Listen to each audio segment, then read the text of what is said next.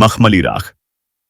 पहली बार मीरा ने उसे देखा था उस पुराने कब्रिस्तान के अंदर, बारिश की रात, जब सब कुछ गीला और बुझा हुआ लग रहा था। वो अकेला खड़ा था उस पुराने झुके हुए पीपल के नीचे, नंगे पांव, काले लंबे कोट में, जैसे वक्त के किसी दूसरी सदी से उतर कर आया हो। उसकी आंखें जैसे राख में दबा कोई अंगारा, और चेहरा इतना शांत कि डर भी चुप हो जाए। मीरा बस अपनी मां की कब्र पर कुछ सफेद फूल रखने आई थी, पर जब उन आंखों से उसकी नजर टकराई तो उसका दिल अजीब सी खामोशी में डूब गया। उसने हिम्मत करके पूछा, कौन हो तुम? वो मुस्कुराया, एक टूटी सी मुस्कान, जैसे किसी बहुत पुराने घाव की याद हो। तू हमेशा भूल जाती है मुझे। उसकी आवाज हवा की तरह ठंडी थी, मगर उसमें मोहब्बत की कोई पुरानी दरार थी। क्या मतलब? मीरा ने पूछा, पर तब तक वो कोहरे में गायब हो चुका था। अगली रात मीरा ने सोचा शायद सपना था या कोई कब्रिस्तान का सन की, लेकिन अगले दिन जब वो फिर कब्रिस्तान गई, वो फिर वहीं खड़ा था, उसी पेड़ के नीचे, वही कोट, वही मुस्कान, जैसे उसने उसकी ही प्रतीक्षा में सदियां काटी हों। तू वापस आई, उसने कहा। तुम कौन हो? मीरा ने दोबारा पूछा। मैं वो हूं जिससे तू हर जन्म में मोहब्बत करती है और हर जन्म में भूल जाती है। मीरा हंसी। तुम कोई पागल कवि हो क्या? उसने धीरे से उसकी कलाई पकड़ी। उंगलियां बर्फ जैसी ठंडी थीं, पर उनमें अजीब सी तड़प थी। और तभी मीरा की आंखों में कुछ चमक गया, एक फ्लैश, एक सपना, या कोई पुरानी जिंदगी। वो खुद को एक पुराने महल में देख रही थी, लाल जोड़े में, और वही लड़का उसके सामने था, जख्मी। और फिर राख, सिर्फ राख। तूने मुझे जला दिया था, उसने कहा, जैसे उसकी सोच पढ़ ली हो। पर मैं फिर भी लौटा, हर बार, क्योंकि तुझसे मोहब्बत करना मेरी सजा है। मोहब्बत की सजा। मीरा को अब हर रात वही सपना आता, वही महल, वही जलती हुई रात, और वही लड़का चीखता हुआ। पर असली डर यह था कि अब वो हर दिन उसी कब्रिस्तान में मीरा का इंतजार करता, और धीरे धीरे मीरा भी उसकी तरफ खिंचती चली गई।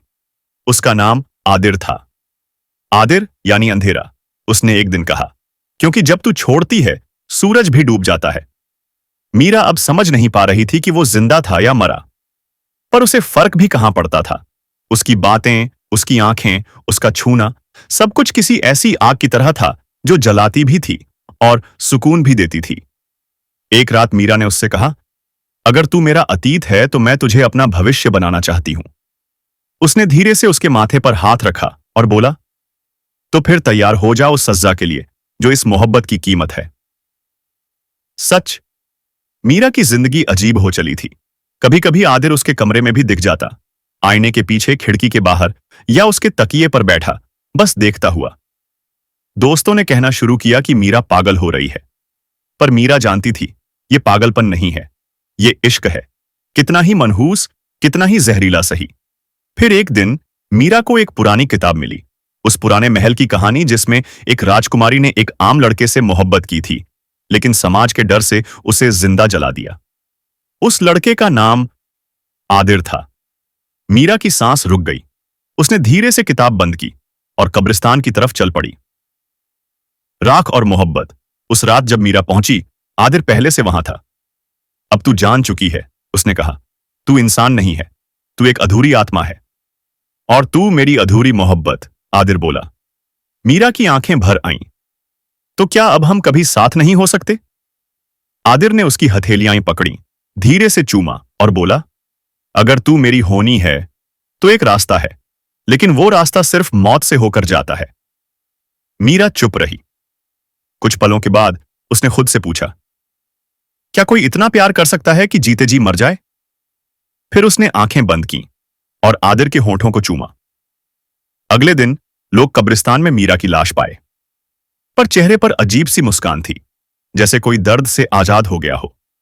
कब्र के पास बस एक बात खून से लिखी हुई थी, अब कोई अगला जन्म नहीं होगा, अब हम साथ हैं, राख से राख तक। समाप्त। अगर आपको ऐसी और डार्क रोमांटिक कहानियां पसंद हैं तो बताइए। अगली बार vampire love, time travel love या हॉन्टेड हाउस लव स्टोरी कौन सी पढ़ना चाहेंगे?